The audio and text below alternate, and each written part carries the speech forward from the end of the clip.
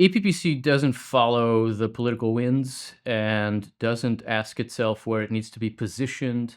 It knows where it starts. It starts with the fundamental Jewish and Christian truths and brings them to bear on political life.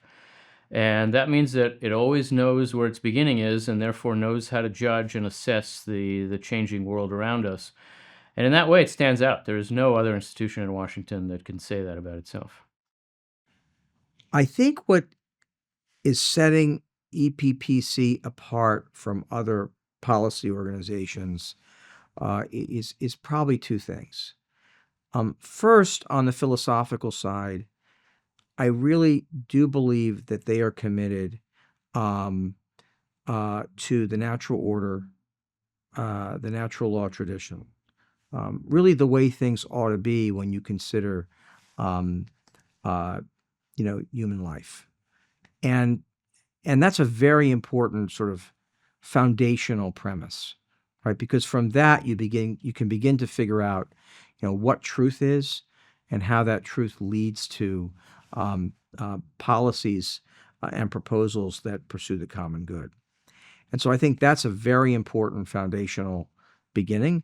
And I think it is one of the few, it may not be the only one, but it is one of the few policy organizations that really starts from that sort of natural order or natural law foundation. Secondly, I think EPPC has really made it a priority to operationalize their principles. So it's not just about publishing an article or having a conference. It's about trying to become a part of the solution. Uh, you know, Working with policy leaders, finding ways to influence the inner workings of government. And I think that's really important because when you think about the evolution of a movement, in this case, the conservative movement, um, movements that are developing successfully and that are really evolving and forming to maturity are movements that take ideas and put them into action. And that's something that I think EPPC has been able to develop. It's begun to get some muscle memory on how to do that, and I think that that has been a very important development in the center's history. I think EPPC's voice is distinctive because it is one of the few places where you come and the religious tradition or the religious principles can inform your work and can inform the perspective that you bring to matters of public policy. When I was growing up, when I was a teenager, one of the phrases that my dad really kind of hammered home to us was ideas have consequences. And so I think that sort of captures something about the work of a scholar at EPPC. We're looking at the ideas that are in play in the culture, in the political arena, and yet we're evaluating them. Are they good? Are they true? Are they really erroneous? Are they problematic? Are they doing harm? And then also, we don't stop with just evaluating those ideas, but we're looking at the downstream effects, the consequences. And sometimes you work backwards. Sometimes you notice particular consequences or policies or laws, and you're saying, wait a minute, what's at the root of this? And so you work back to the ideas. But really, as scholars, what we're doing is constantly looking at both ends of things. What are the principles in play? What are the ideas? But also, what are the downstream consequences? And how can we, looking at those consequences, what are the policies that are needed to uphold the value of life, the dignity of the human person, the integrity of the family, the free market? You can go on to all the various principles that EPPC holds, but that's kind of the perspective we take: ideas and consequences. We have a distinctive view. We understand what truth is, and we're coming at our work really firmly rooted in timeless truths. And I think that gives us an advantage. So we're not blowing with the wind. We know where we stand. We really have a clear conception of the human person, the dignity of the human person, the family, how intrinsic that is to society. And from that, then we can look out and we can have a real clear sense of evaluating, is this a good direction? Is this not? How can we help things? So it's not just thinking about the ideas and the truths in an abstract or professorial way, but rather, how does this play out?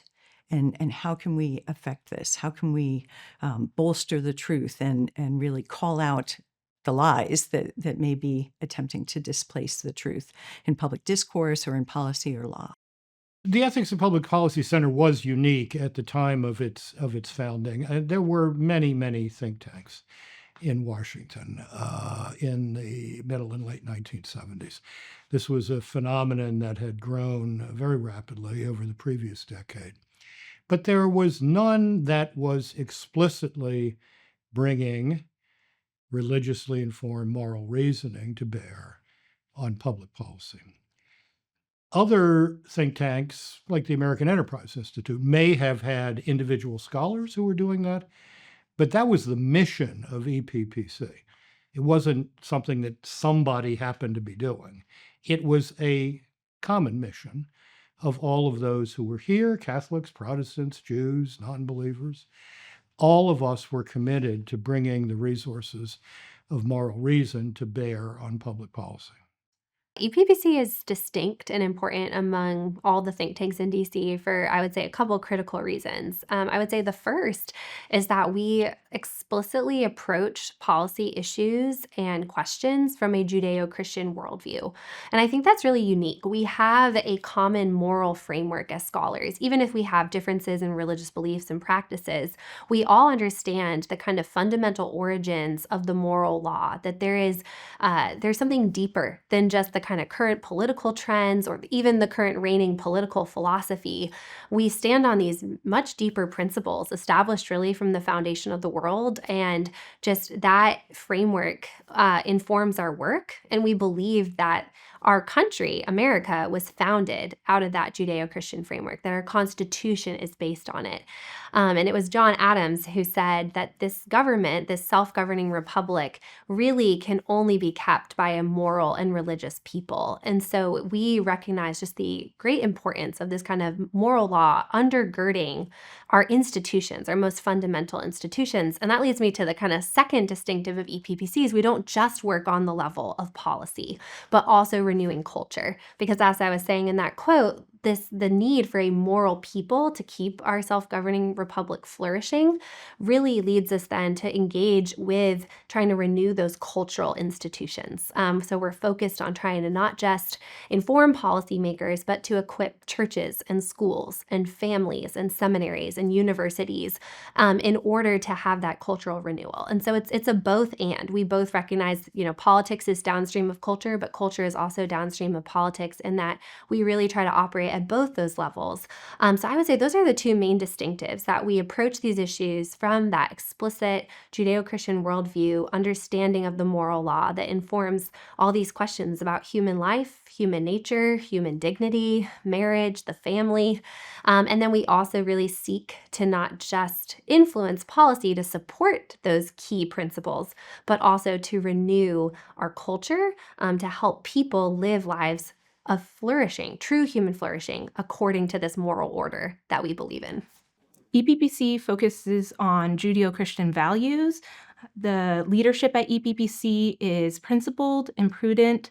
There is moral courage demonstrated by the scholars at EPPC, wisdom. And this is something that I try to emulate in my life, and I'm able to look up to the different scholars at EPPC in that regard. EPPC has a good reputation. In my work, I work with a lot of different organizations, and so I'm able to rely on the past 50 years of quality work that the scholars have put in and the reputation that EPPC has built to work with different organizations, to be respected, and to have opportunities to promote Judeo-Christian values, to promote religious liberty, right to life in the different policy areas in the federal agencies.